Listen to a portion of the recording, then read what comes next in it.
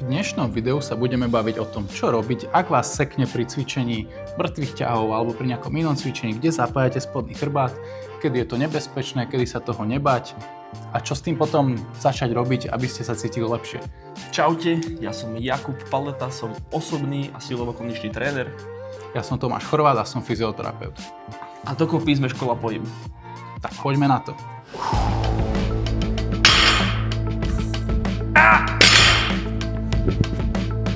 Ak aj teba takto vyplo pri mŕtvych ťahoch alebo pri inom cviku, určite sa zamýšľaš, čo sa ti vlastne stalo. Či sú to svaly, či sa ti posunuli stavce, či sa ti nejako vyklenuli platničky. Tak poďme si k tomu povedať trošku viac. Väčšina týchto akútnych seknutí pravdepodobne nebude ani súvisieť s medzistavcovými platničkami, ale skôr s okolitými tkanivami, ako sú svaly, väzivá a fascie, ktoré idú do ochranného spazmu a snažia sa vás zastabilizovať, aby ste nerobili nejaké pohyby alebo nejakú záťaž, na ktorú vaše telo v podstate nie je zvyknuté. Pokiaľ je všetko relatívne v norme, tak takéto seknutie by malo samo odznieť približne do týždňa.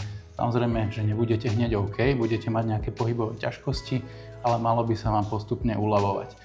Kedy by ste mali vyhľadať lekársku alebo inú pomoc?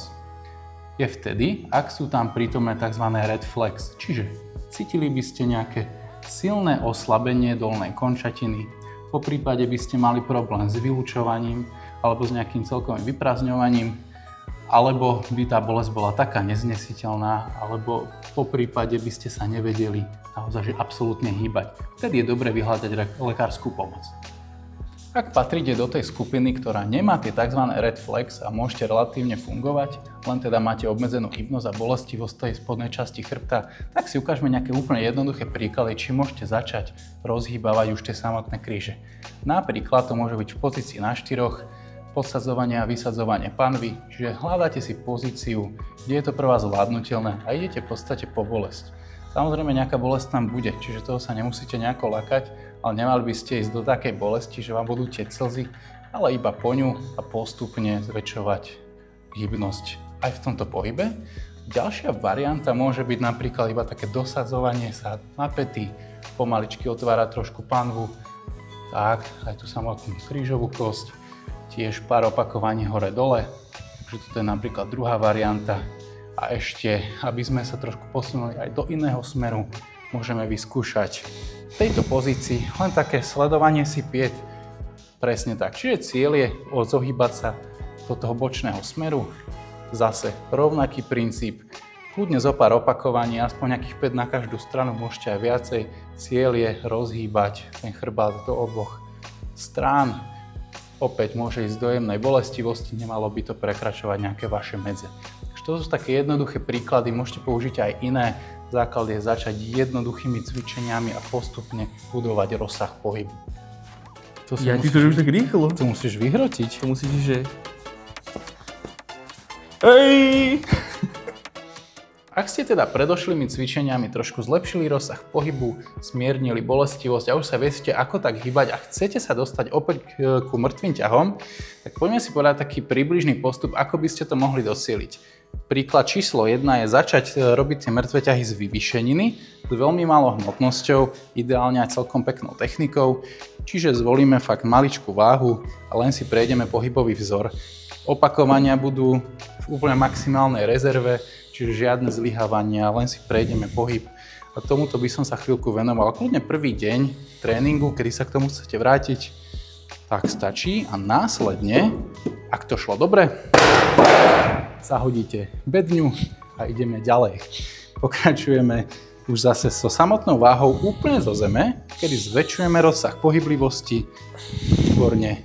Ale technicky je to úplne to isté. Opäť nejdeme ešte do nejakého zlyhávania, ale už môžeme ísť trošku ťažšie, čiže viacej opakovaní, tak stačí.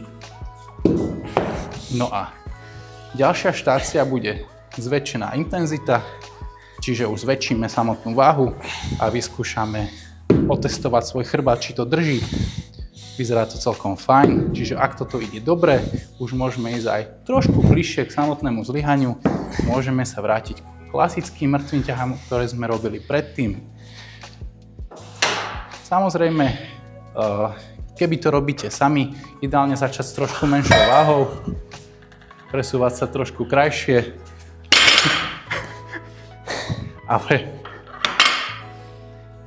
pre účely tohto videa použijeme rovnakú váhu a budeme teda vykonávať normálne klasické mŕtve ťahy, ako sme robili predtým, ale rozdiel je v tom, že začneme teda s trošku menšou intenzitou, čiže keď predtým Jakub mal zranenie pri tejto činke, čo je teda 70 kg, tak by sme zvolili, dajme tomu 50 a začneme pri menšom objeme záťaže, čiže nepôjdeme zvyknúť treba z 8 opakovaní, ale 5 technicky správne, 3 série. Ak to bude v poriadku, môžeme postupne každým tréningom váhu navyšovať a samozrejme už sa postupne dopracovať k tomu, čo potrebujeme, a to sú naše pracovné série.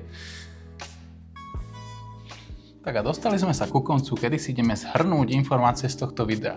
Čiže ak sa vám stal nejaký problém pri samotných mŕtvych ťahoch alebo teda inom cviku, ktorý cvičíte na chrbát, tak treba zvážiť dve veci. Či je to relatívne v poriadku, alebo musíte navštíviť lekára alebo iného odborníka. To sme si vysvetlili v prvej časti. Následne, ak teda nemusíte odborníka navštíviť, tak ideme cvičiť jednoduché cvičenie na zlepšenie rozsahu pohyblivosti a zníženie bolestivosti.